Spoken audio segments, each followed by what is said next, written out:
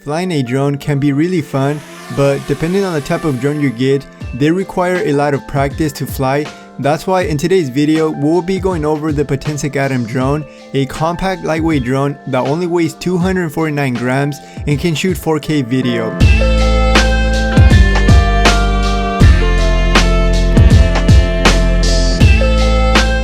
The compact and foldable design makes it a perfect choice for taking it on hikes, road trips, or any other adventures. It is constructed out of a plastic material that feels quite solid, so build quality is pretty good.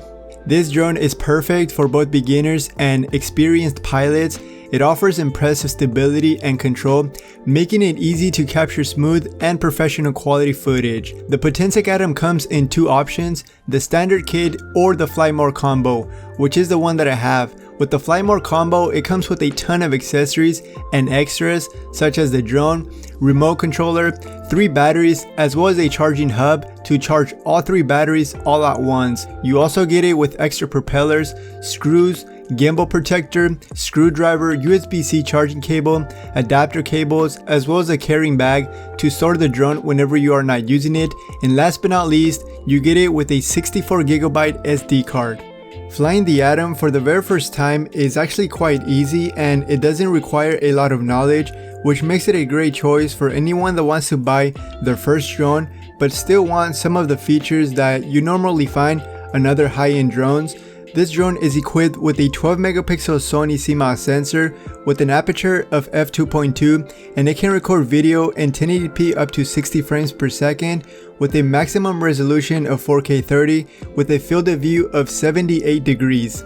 Overall, when it comes to the actual video quality, I must say that it's actually quite nice and usable. The only downside is that the footage is only in 8-bit and it also doesn't shoot in a flat picture profile, which can be limited especially if you are going for a certain look in post-production and need to push the colors. Which brings me to the next point. The footage on this drone is meant to be used straight out of the camera with little to no adjustments. And overall, apart from not being able to record in a flat picture profile and only being limited to 8-bit, the 4K video quality looks pretty impressive, and thanks to the 3-axis brushless gimbal, you are able to capture some buttery smooth shots with little to no effort. The Potensic has a feature called visual tracking, which lets you track objects. This is especially useful if you want to film by yourself, for example going on a walk or bike riding. And not to mention, the active tracking is actually very accurate. The camera stays locked on your subject while moving, making it suitable to get solo shots without having someone else operating the drone. It also features some intelligent modes such as high precision GPS. It also has auto return mode, as well as having the ability to capture quick aerial shots such as boomerang, circle pullout, rocket, and spiral.